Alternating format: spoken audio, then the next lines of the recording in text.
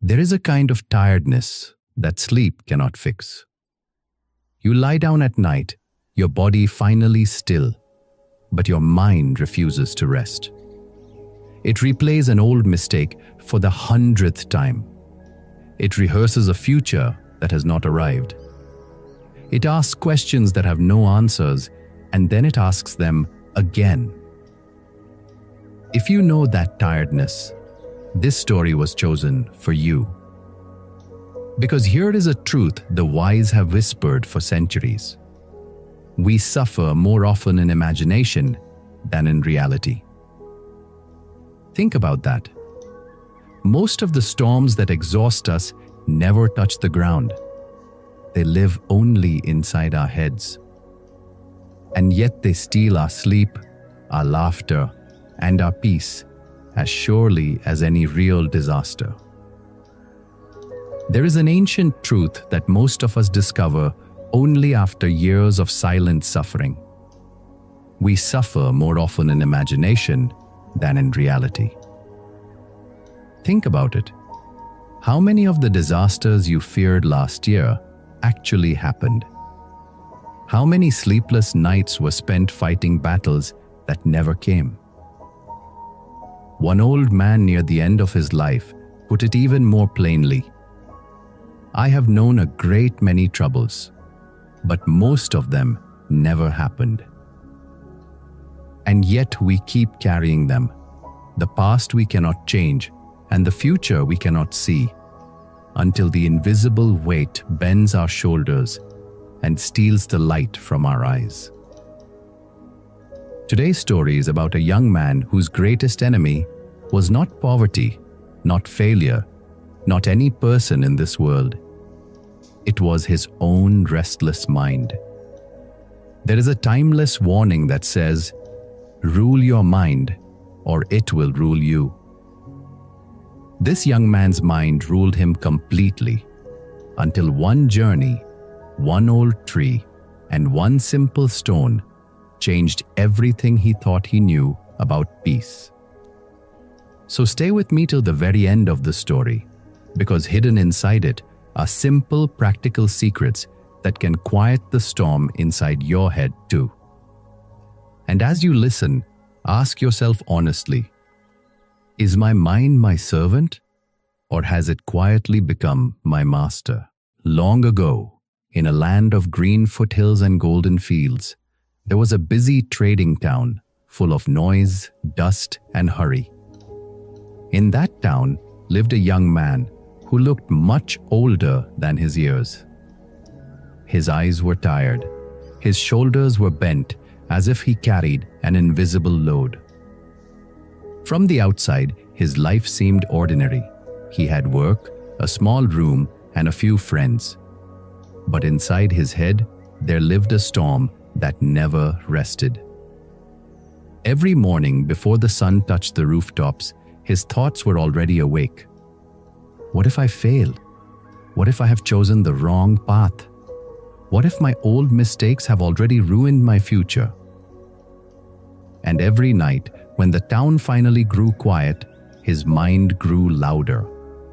He replayed the trade he had lost, the friend who had cheated him, the chance he had been too afraid to take. Then his mind ran ahead and painted dark pictures of days that had not even arrived. His friends noticed. "You are always somewhere else," they said. "You never laugh anymore. What is wrong with you?" But how do you explain a storm that no one else can see? One day, unable to bear the noise inside his own head, the young man left the town and simply walked. He walked past the fields, past the wells, past the last bullock carts on the road. The sounds of the town slowly faded behind him. By evening, he reached a small village resting in the foothills, a place of mud huts, oil lamps, and slow, gentle life. On a small hill above the village stood a single old tree, wide and ancient. And under that tree sat an old man. He was not rich, He was not powerful. His clothes were simple and his hands were rough from years of work. Yet, his face carried something the young man had never seen in the town.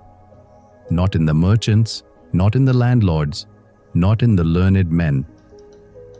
His face carried peace. The old man opened his eyes and smiled, as if he had been waiting for a visitor. "You look tired," he said gently. The young man gave a weak laugh. "I have done nothing today." "The heaviest work," the old man replied, "is often done inside the head. Sit." The young man sat. For a long while, neither of them spoke. Strangely, the silence did not feel uncomfortable. It felt like rest.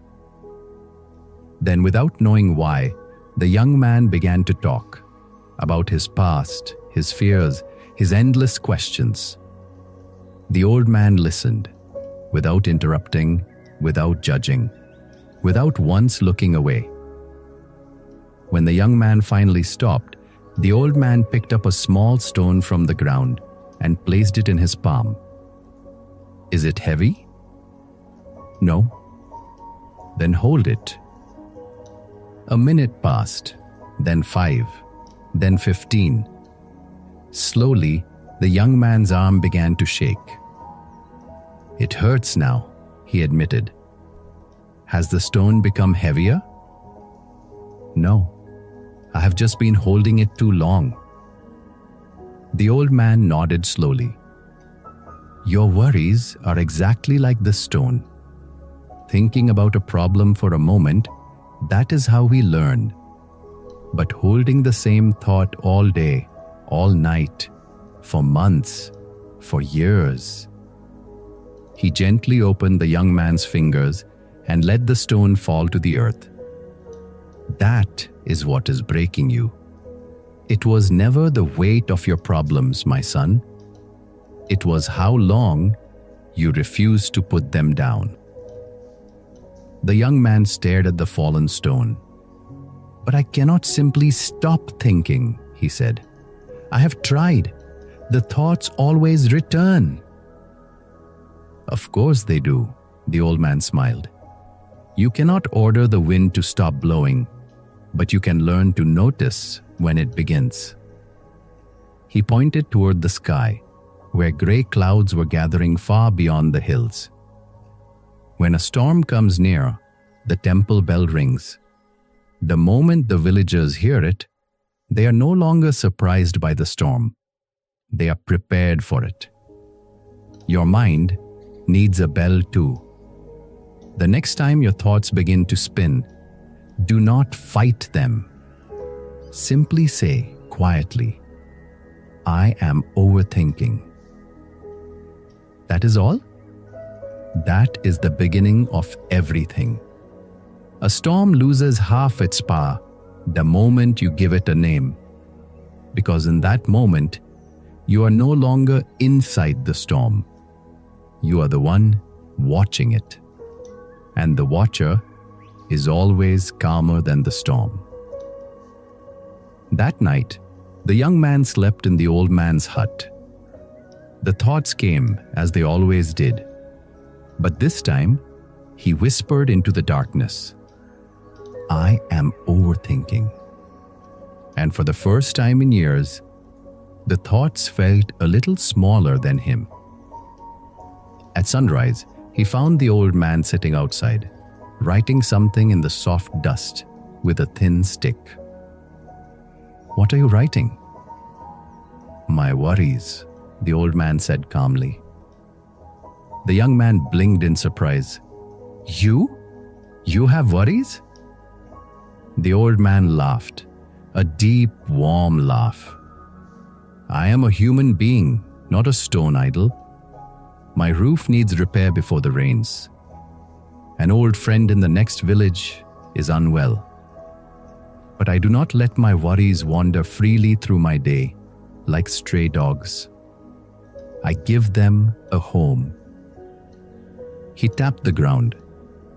Every evening for a little while, I sit here and I worry properly. I write each problem in the dust. Beside each one, I write what I can do about it. When the time is over, I sweep the dust smooth and I return to my life." "And the worries agree to this?" the young man asked, half smiling. "Worries are like children," said the old man. "If you ignore them completely, they cry louder. But if you tell them, 'Not now, I will listen to you this evening,' they slowly learn to wait." Most people allow worry to interrupt their whole day.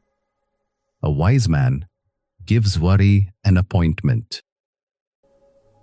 Later that day, the old man led him through the forest to a wide, still lake. The water was so clear that the clouds floated perfectly upon its surface. The old man filled a clay cup with water. Then he dropped a handful of dry soil into it. The water turned muddy and dark. "Would you drink this?" "Never." Then the old man threw another handful of soil into the great lake itself. Within moments, it vanished. The lake remained clear, calm, untouched. "The same soil," said the old man. "So what changed?"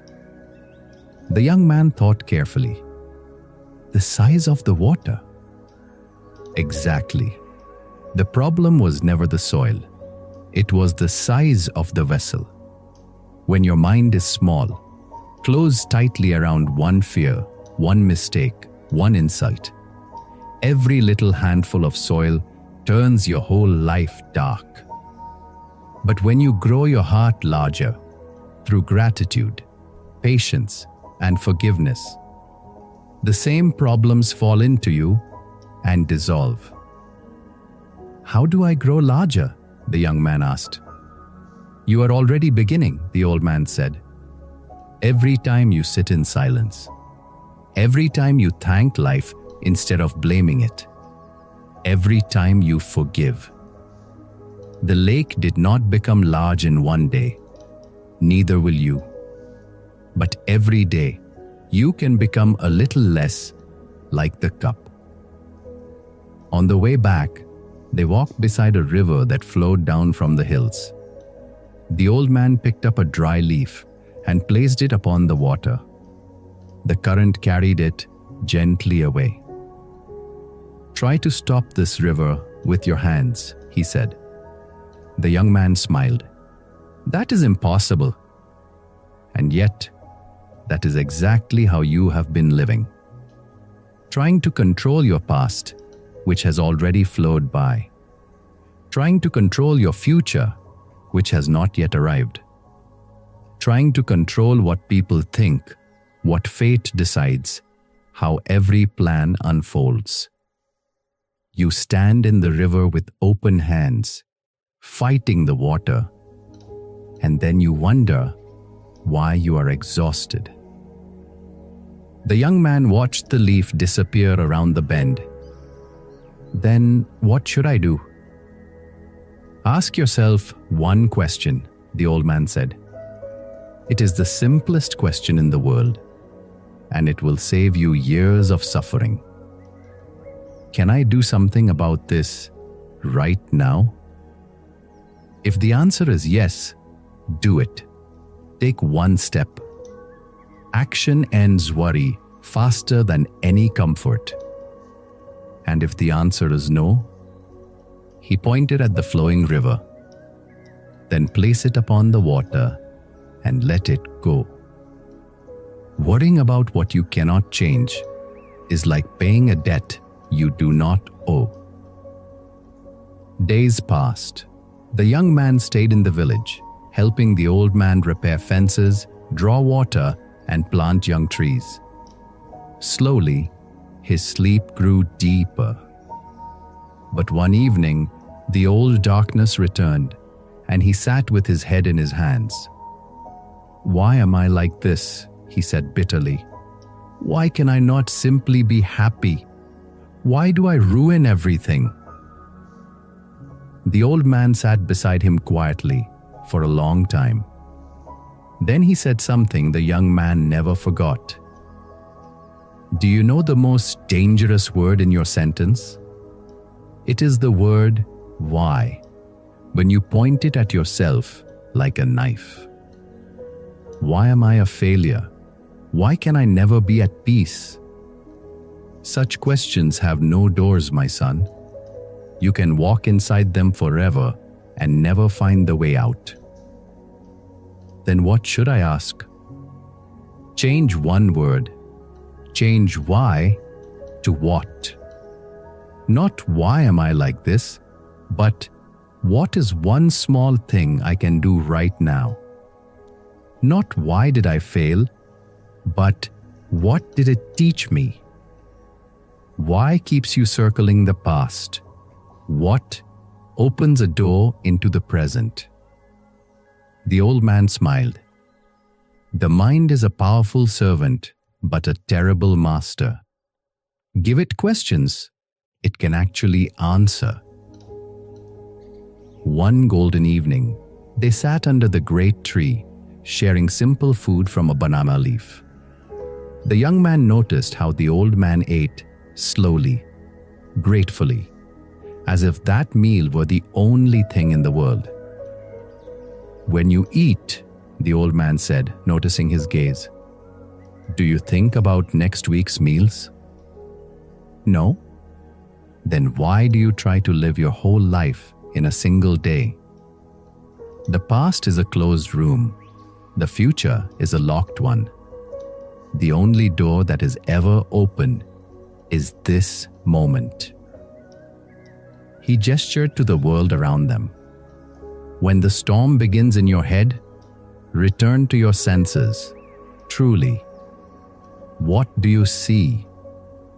Feel the earth beneath your feet. Listen, the wind, the birds, the temple bell. Feel your own breath moving. The mind lives in yesterday and tomorrow. The body lives only in now. When you return to your body, you return to peace. The young man closed his eyes. The wind moved through the old branches. Somewhere, a bird sang. And for a few precious moments, his mind, the machine that had run without rest for years, fell completely still. At last, the day came for him to return to the town. At the edge of the village, he stopped. The thoughts will come back, he said. I know they will. What do I do when nothing else works? The old man placed a hand on his shoulder. Then do not fight the darkness. Simply light a lamp. You cannot force yourself to stop thinking about something. The harder you push a thought away, the harder it pushes back. So instead of running from your thoughts, walk toward what you love. Ask yourself, what truly matters to me right now? Your family, your work, your health, a friend who needs you?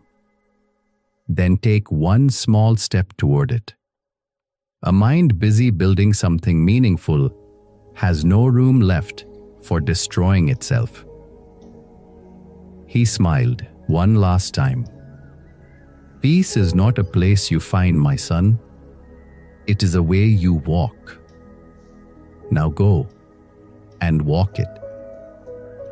Years passed. The young man's life did not become perfect. Problems still came, as they come to everyone. But something deep inside him had changed. The problems no longer ruled his mind. When the storm began, he named it. When worry demanded his whole day, he gave it a small appointment at sunset and took the rest of his day back. When something could be solved, he acted. When it could not, he placed it on the river and let it flow. When his mind attacked him with why, he answered with what.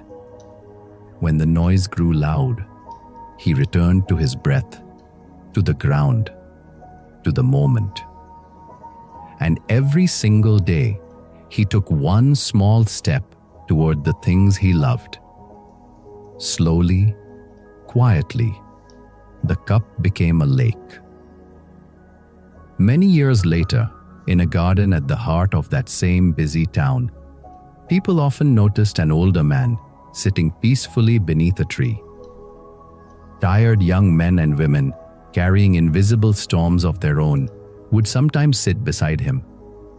And when they asked how he could remain so calm in such a noisy world, he would pick up a small stone, place it gently in their hands, and say with a quiet smile, "Hold this, and let me tell you about a man I once met on a hill."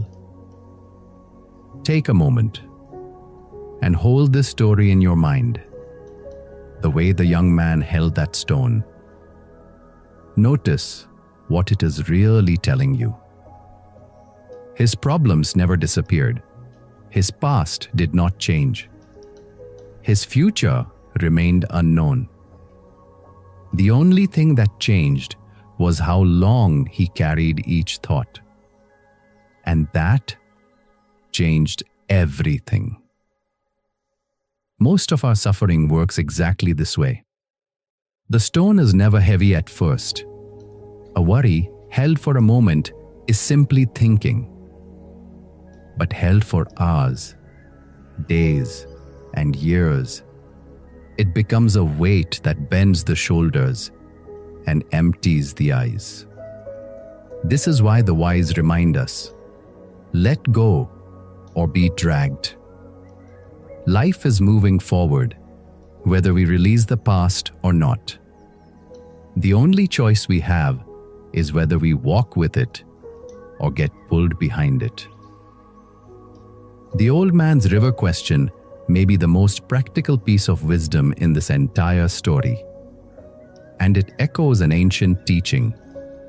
If a problem can be solved, why worry? If it cannot be solved, worrying will do no good. Try it today. Take the worry that is sitting heaviest on your chest right now and ask, can I do something about this? If yes, take one small step before the sun sets. If no, place it on the river. Make the best use of what is in your power and take the rest as it happens. That single habit, practiced daily, quietly reboots a life. And remember the cup and the lake. The soil falling into your life will not stop. Criticism, setbacks, bad news, difficult people. You cannot control the soil, but you can grow the water. Every act of gratitude, every deep breath, every moment of patience and forgiveness makes your inner lake a little wider, until the same problems that once darkened your whole day simply dissolve into you. Here is the deepest truth beneath it all. Nothing can bring you peace but yourself. Not a new job, not a new town, not the approval of others. The young man walked far from his noisy town, but the real journey happened inside his own head. The greatest weapon against stress is our ability to choose one thought over another. And that weapon is already in your hands. Name the storm when it begins. Give worry an appointment instead of your whole day. Change your why into what. Return to your breath, your senses, this moment, and walk one small step at a time toward what you love. So, how do you begin? Start with these small practices from the story, today itself. 1. Ring the bell. The moment your thoughts begin to spin, quietly name it. I am overthinking.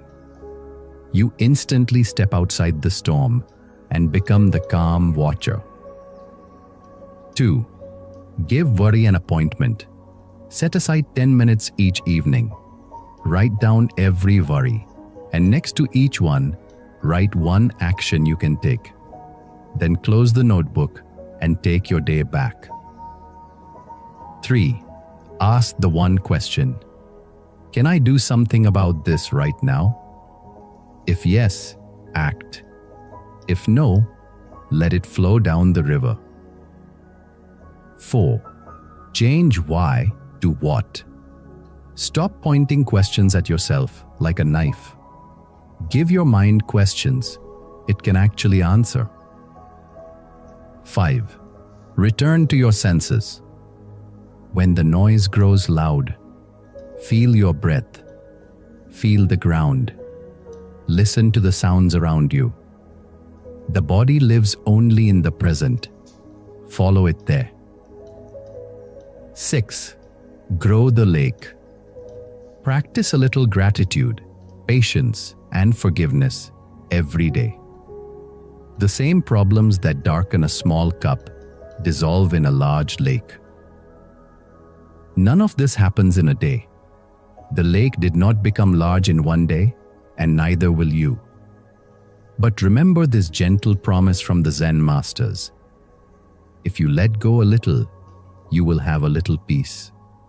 If you let go a lot, you will have a lot of peace. Start with a little. Start today. Put down one stone before you sleep tonight, and notice how much lighter the morning feels. Now, I would like to hear from you. What is one worry you have been holding for far too long? And what will you do with it today? Act on it or place it on the river. Share it in the comments below. Your honest words might loosen someone else's grip on their own stone. If this story brought you even a small moment of peace, please like and share this video so it can reach someone who is quietly carrying a storm of their own. And if you would like more stories like this in your life, subscribe to our channel, not for us, but for all of us. So this old wisdom keeps finding the hearts that need it. I will be back again with another powerful story. Until then, be patient, stay grateful, and remember, it was never the weight of your problems. It was how long you refused to put them down.